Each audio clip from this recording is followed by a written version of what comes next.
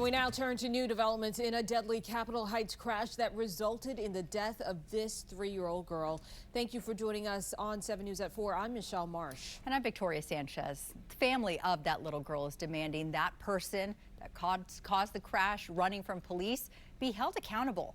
7 News Maryland Bureau Chief Brad Bell is keeping a close eye on this story. And Brad, this is not the man's first run-in with the law.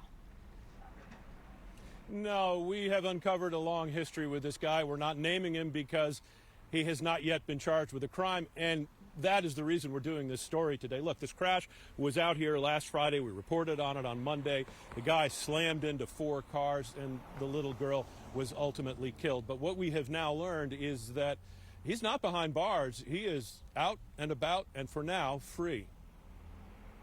This is 3-year-old Zoey Rose Marie Harrison. She is the little girl who was killed Friday night when the car she and her mom were in was hit by another driver running from pursuing police officers at a high rate of speed here along Addison Road South in Capitol Heights.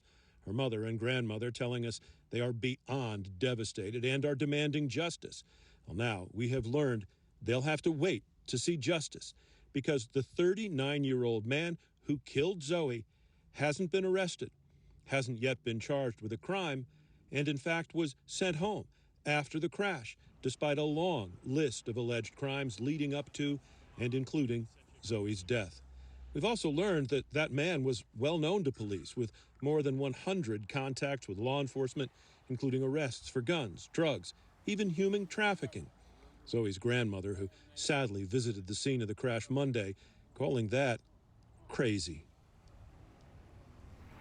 Well, I can tell you from law enforcement sources that that guy was here on the scene. He was in handcuffs Friday night, but a decision was made by the state's attorney's office to not go ahead with charges at this moment. So we submitted some questions to the state's attorney's office, and we got an answer back a little while ago.